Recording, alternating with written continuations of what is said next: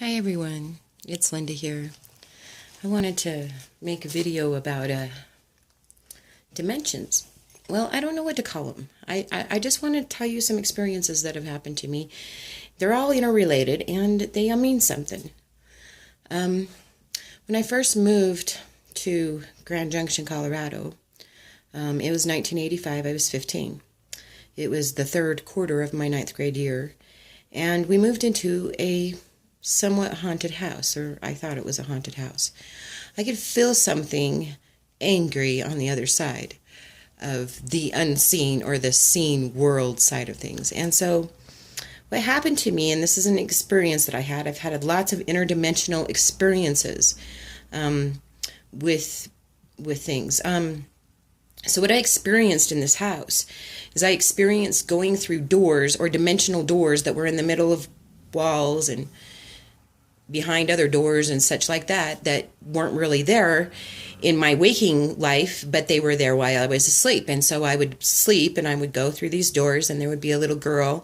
She had blonde hair, she had a white nightgown on, she'd be playing, and she would be telling just reading a book or something, or playing with a doll or something, and I would sit down and I would talk to her and I would play with her a little bit, and then she would look up at me suddenly and she would have this really angry look on her face, and she would get mad at me, or her eyes would turn red and she would look really, really angry, and she would chase me, and I would run out the door and I would slam the door behind me.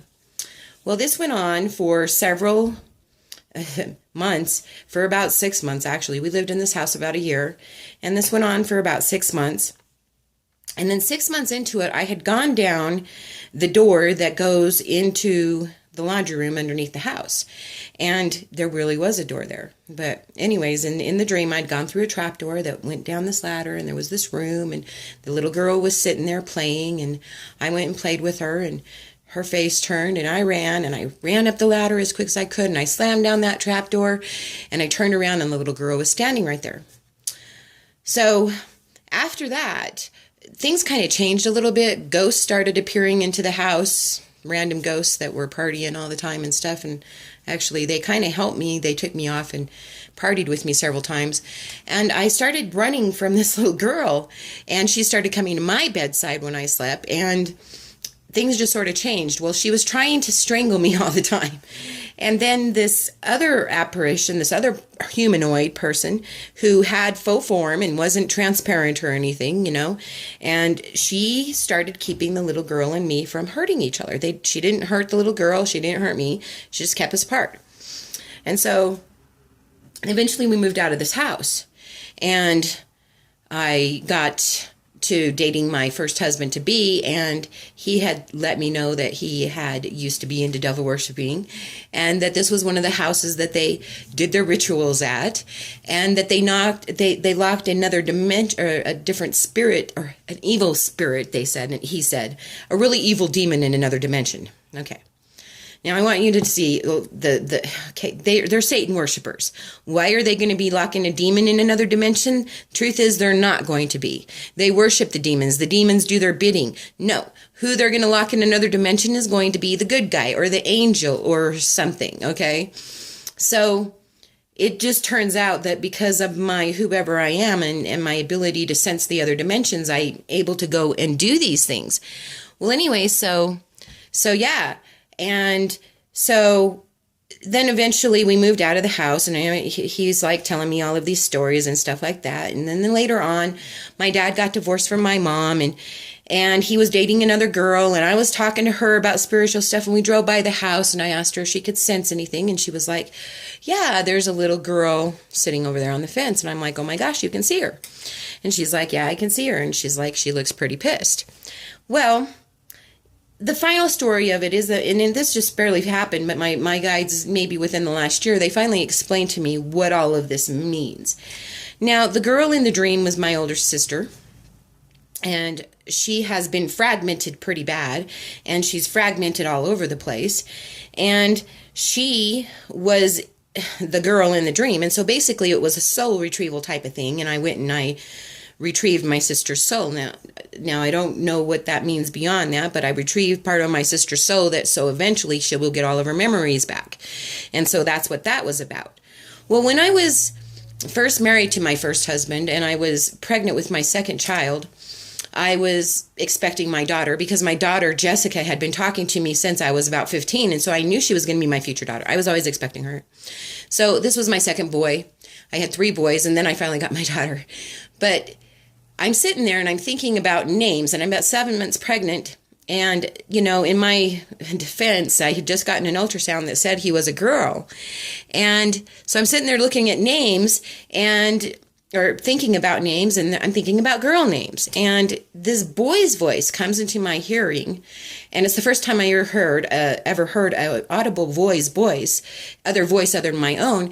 And he said, I'm a boy and my name is Jacob. And I'm like, oh, okay, well, I guess I have to rethink that. Well, he was born a boy. We named him Jacob because of that. When he was 9, he had a dream, and he came in to tell me about this dream.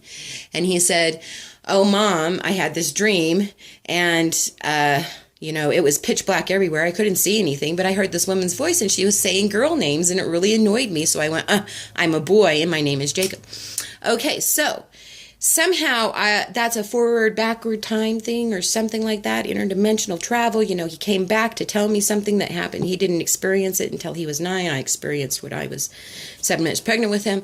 So, and my son's birthday, Jacob, is 9/9/90 at 9 p.m. So there we go, something going on with names with my son there. This type of thing has also happened with my daughter.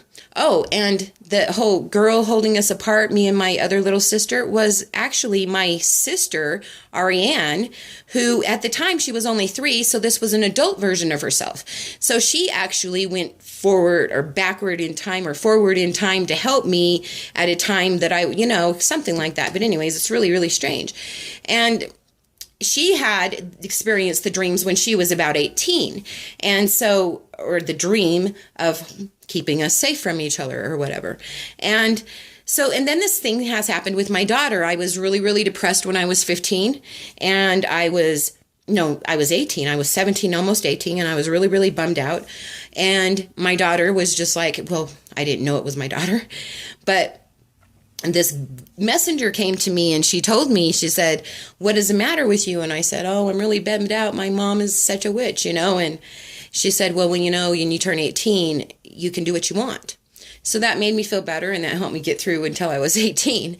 Well, then when my daughter was about 15, she had this dream that she went to a lady that she didn't know who she was, but she was only allowed to give her one message. And so she gave me that message, blah, blah, blah. There you go. Also, with Jessica, I have had dreams of her invisible imaginary friends, with her meeting her imaginary friends at the house and having dinner with the parents of the imaginary friends. So there you go, is another kind of weird type of thing. So I don't know what this is, you know, maybe you guys can tell me, but I would call it dimensional transversing time travel of some sort. But anyways, thanks for listening to my spiel. I got to cut this short because it's getting a little bit long, but I love you all, and thank you so much for listening. Bye.